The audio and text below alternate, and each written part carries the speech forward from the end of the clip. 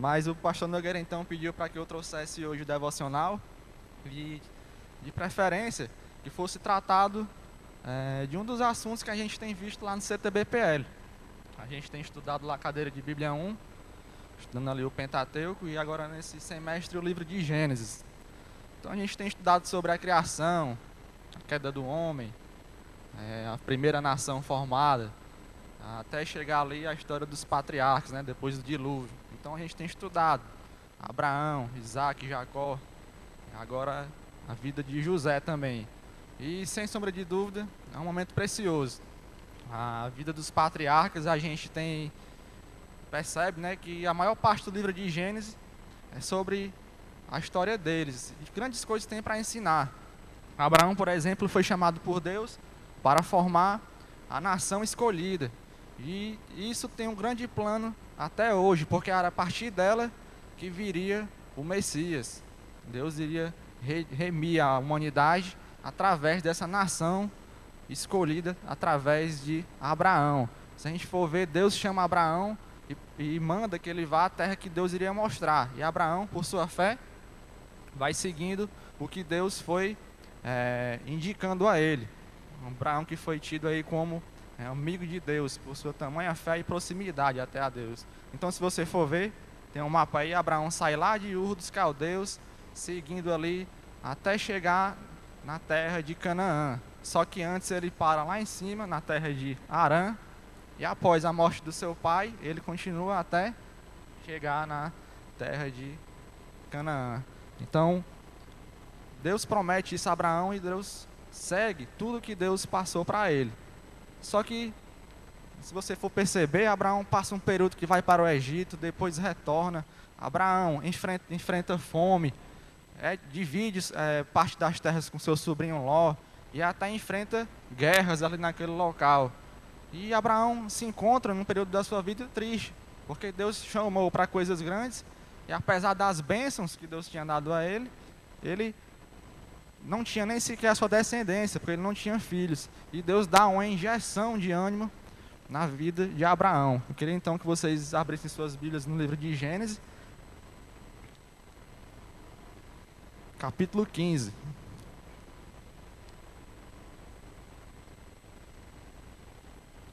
Gênesis capítulo 15, versos de 1 a 7. Olha só o que é que diz.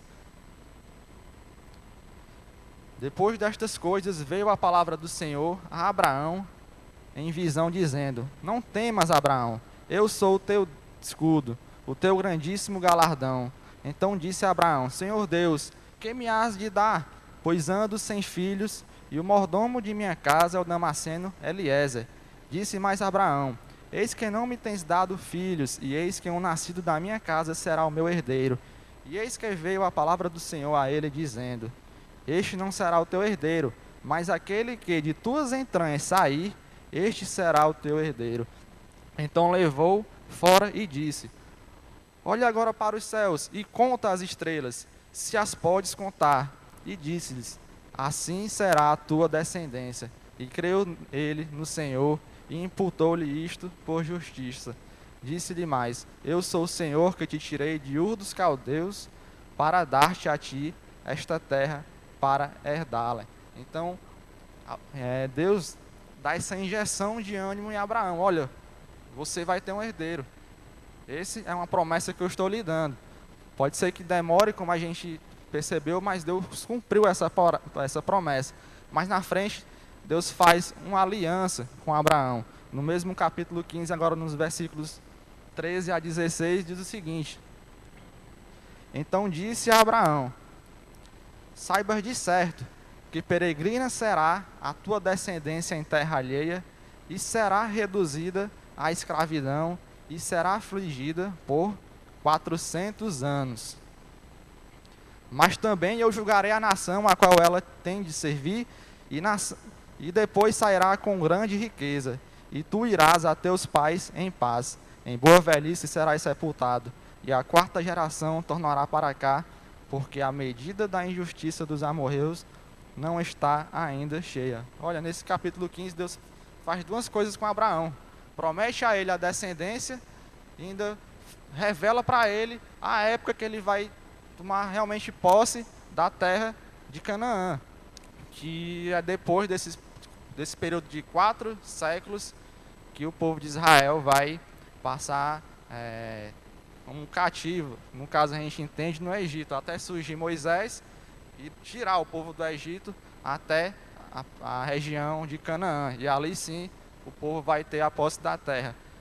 E eu queria destacar, então, nesse devocional, justamente esse período de 400 anos que o povo hebreu vai ter saído, né, daquela região de Canaã. Ali então era um povo nômade, né, peregrino, não tinha essa terra certa, e vai passar 400 anos fixos ali na região do Egito, para só depois, como Deus revelou, eles irem definitivamente para a região de Canaã. E tem um personagem que eu queria falar um pouco sobre ele hoje, de grande admiração minha, que é José.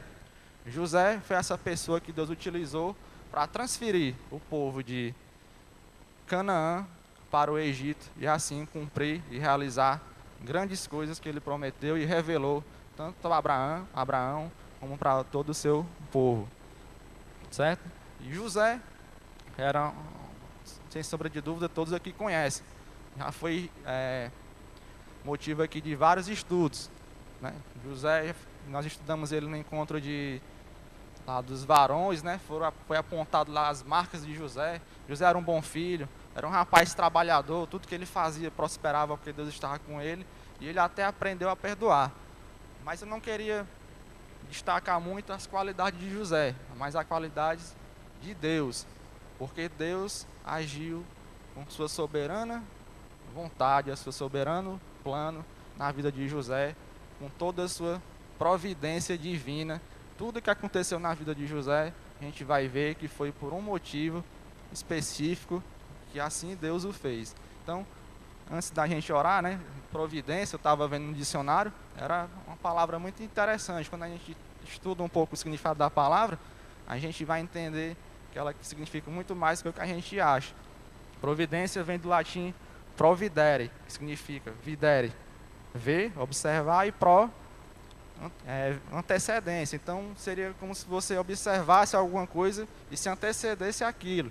Então eu estava até lembrando que a gente fez um passeio para a Serra com os pessoal da EBEC, teve um grupo que foi, e a gente chegou lá, cada qual tinha sua mochilinha com água, com comidas, né? A gente ia subir a Serra de Maranguape, e é interessante, né? A gente sabia que lá em cima não ia ter lanchonete nem um bebedouro, então cada qual tentou fazer de uma forma que, né, quando chegasse lá, a provisão já estivesse em suas mãos.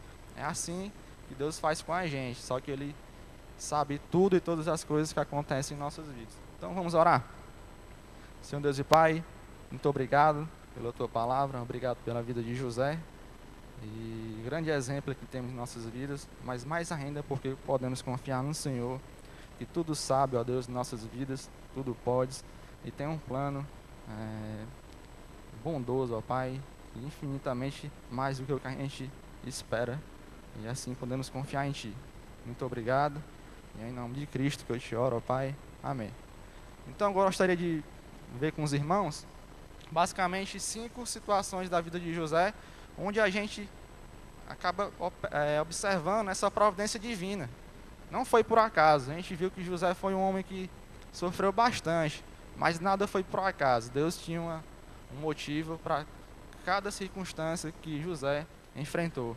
A primeira coisa que aconteceu foi que Deus deu sonhos a José.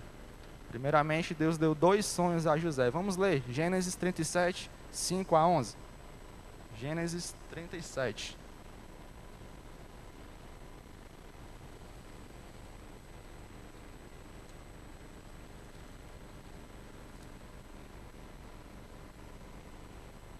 Olha só, Gênesis 37, 5 a 11.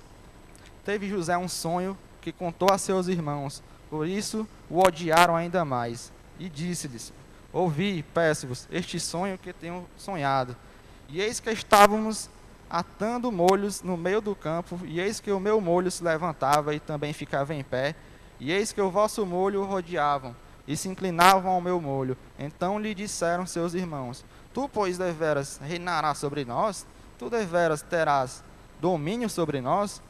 Por isso ainda mais o odiavam por seus sonhos e por suas palavras. E teve José outro sonho, e o contou a seus irmãos, e disse: Eis que tive ainda outro sonho, e eis que o sol e a lua e 11 estrelas se inclinavam a mim. E contando-os ao seu pai e a seus irmãos, repreendeu o seu pai e disse-lhe: Que sonho é este que tiveste? Porventura viremos eu e a tua mãe e teus irmãos a inclinar-nos perante ti em terra? Seus irmãos, pois, o invejavam. Seu pai, porém, guardava este negócio no seu coração. Olha, a primeira coisa que acontece na vida de José é que Deus dá sonhos para ele. Não eram revelações como Abraão, Isaac e Jacó tiveram. Deus se revelou para eles. Mas eram sonhos que tinham esse sentido profético. Deus mostrou a José que Deus tinha um propósito para a vida dele. Deus queria usar José de alguma forma. E a gente vê nessa passagem, no versículo 11, que os irmãos de José o invejavam e até o odiavam por causa disso. Mas olha o que é que o pai deles diz. O seu pai, porém, guardava este negócio no seu coração. Olha, tem alguma coisa diferente. Por que será que ele está tendo esses sonhos? Então, Deus primeiramente prepara José para alguma coisa grande. Já mostra para José que ele tem um propósito para a vida dele. Deus quer fazer algo com a vida dele. O próximo acontecimento na vida de José, que a gente também vê essa providência divina, é que José é vendido. Olha só, em 3 passagens a gente vê bem definido o que Deus quis fazer na vida de José. Vamos abrir aqui em Gênesis capítulo 37 também, agora dos versículos 13 a 14. Disse-lhe, pois, Israel a José: Não apacentavam os teus irmãos junto de Siquém? Vem e enviar-te-ei a eles. E ele respondeu: Eis-me aqui. E ele lhe disse: Ora, vai ver como estão teus irmãos e como está o rebanho, e traze-me resposta. Assim o enviou do vale de Hebrom e foi a Siquém. Olha, primeira coisa, o pai de José, Israel, pede para que ele vá ver como estão os irmãos deles. Eles foram pastorear na região de Siquém, certo?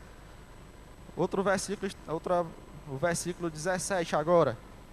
Quando José chega na região de Siquém, ele encontra uma pessoa lá e conversa com ele. E diz, aquele homem: Foram-se daqui porque ouvi-os dizer: Vamos a Dotã. José, pois, seguiu atrás de seus irmãos e achou-os em Dotã. Os irmãos dele não estavam em Siquém, tinham subido até Dotã. E nos versículos 27 a 28, vinde e vendamo-lo a estes ismaelitas, e não seja nossa mão sobre ele, porque ele é nosso irmão, nossa carne, e seus irmãos obedeceram.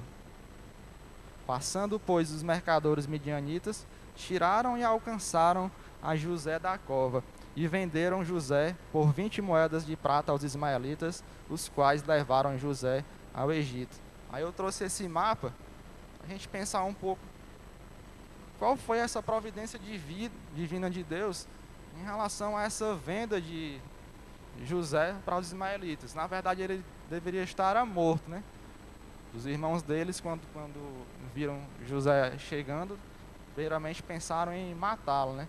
Olha, José então estava aqui em Hebrom e foi mandado até a região de Siquém para procurar seus irmãos, para ver como estavam lá os trabalhos dele e assim dar um retorno para o seu pai.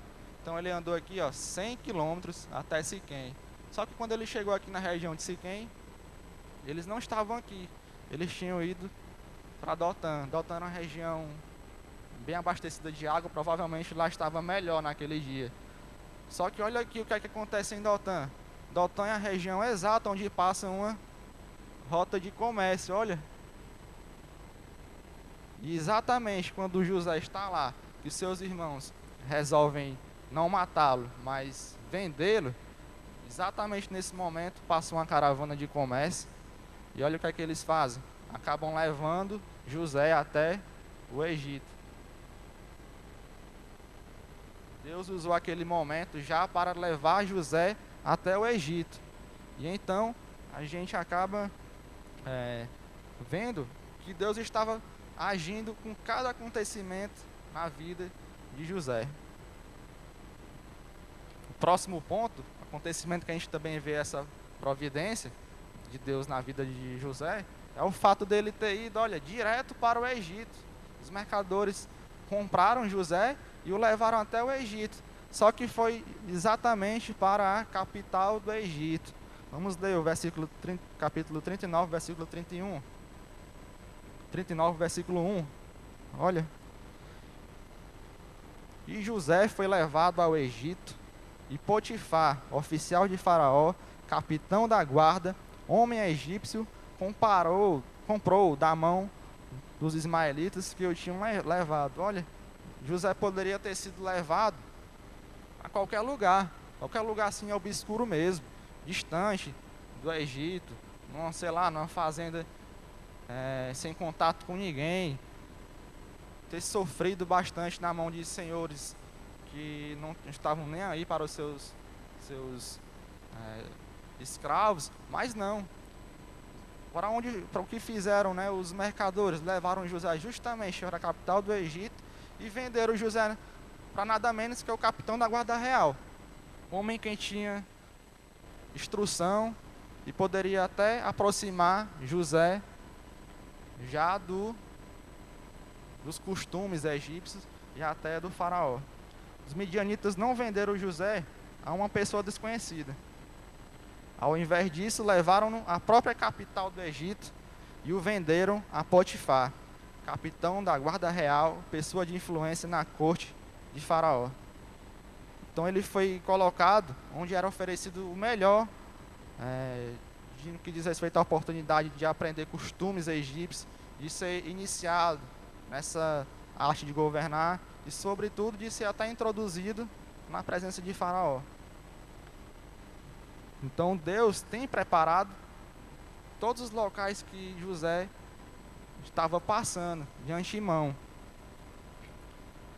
E apesar até do pecado que esteve diante de José, ele não pecou quando a mulher de Faraó tentou seduzi-lo, e aí isso serviu até de deixa para Deus levá-lo para a prisão, que é o próximo local, né, o próximo acontecimento da vida de José, que a gente também vê a provisão de Deus. Gênesis 39, 19 a 20. Vamos ler. Olha. E aconteceu que, ouvindo o seu senhor as palavras de sua mulher, que ele falava, dizendo: conforme a estas mesmas palavras, deixa eu ler de novo. E aconteceu que, ouvindo o seu senhor as palavras da sua mulher, que ele falava, dizendo: conforme a estas palavras, me fez teu servo, a sua ira se acendeu. E o senhor de José tomou e o entregou na casa do cárcere, e no lugar onde os presos do rei estavam encarcerados. Assim esteve ali na casa do cárcere. Olha, José agora cai ao ponto mais baixo e com menor esperança que a de um escravo. O escravo, ele não poderia fazer nada, a não ser o que o seu senhor quisesse. Mas agora, além disso, ele estava preso, separado da sociedade, talvez num local escuro, depressivo. E qual seria o plano de Deus para isso? Por que Deus permitiu que José fosse encarcerado? Que providência seria essa? Olha, ali José aprenderia muito junto com os personagens que ali estavam. No caso, ele teve contato com um padeiro e com um copeiro do rei. Então ele pode aprender muito com essas pessoas. E além do mais, ele passou por privação e o jugo levado na juventude. Tudo contribuiu para formar um caráter firme, paciente e maduro, a fim de que José prestasse grandes serviços a Deus e aos homens no momento oportuno. Olha, quanto que José aprendeu naquele momento. E é interessante também quando a gente compara essas duas últimas situações. José passou por um momento de abundância junto com Potifar, era um homem rico, de grandes posses, e agora estava na escassez de um cárcere. Olha, Deus já estava fazendo uma espécie de um estágio para José para o período que vinha, os 7 anos de abundância e os 7 anos de escassez. E José teve essa preparação que Deus o deu. Deus estava guiando a ele em tudo nesse quesito. Então, Deus estava providenciando tudo que José precisaria para liderar o povo do Egito, né? O próximo ponto, né, que isso levou tempo. José pode ter até ficado sem esperança em alguns dias mais difíceis, mas a demora é com frequência parte da disciplina. Não a disciplina de castigo, mas a disciplina de aprendizagem, de preparação. Quanto tempo não durou essa aprovação de José, né? Deus estava preparando. Por fim, José como primeiro-ministro. Após 30 anos de idade e depois de 13 anos de disciplina e preparação, Deus permitiu que José chegasse ao lugar onde poderia honrá-lo. O Senhor deu a Faraó sonhos tais que nem os magos, nem os sábios podiam interpretar. Então o principal copeiro lembrou-se de que José havia interpretado o sonho na prisão e levou José até a presença de Faraó. Mas é claro que ninguém conseguia interpretar, porque Deus tinha preparado aquele sonho para José, para destacar José naquele momento, e assim Deus o colocaram como primeiro-ministro lá do Egito. José não se envaideceu de sua posição, nem se aproveitou pessoalmente de sua autoridade. Antes, reconheceu que foi levado para desempenhar trabalho em benefício de outros. Grande exemplo nós temos de José, mas mais ainda Deus, que nos dá certeza de que Ele quem está em controle de nossas vidas, certo? Então eu queria fazer duas aplicações a respeito dessa providência de Deus em nossas vidas. Duas coisas que a gente pode tirar de lição através da vida de José. A primeira é que Deus lança mão dos desígnios distorcidos dos homens e os converte em meios para efetuar seus planos. Às vezes nós passamos por momentos ruins, pessoas fazem coisas ruins com a gente, mas Deus usa aquilo ali para nos fazer grandes coisas. Olha só o que é que José diz em Gênesis 50, versículo 20.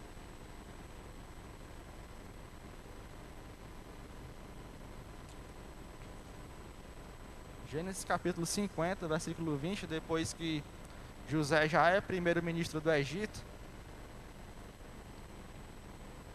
e seus irmãos chegam até ele em busca de recursos, porque a fome tem chegado na região.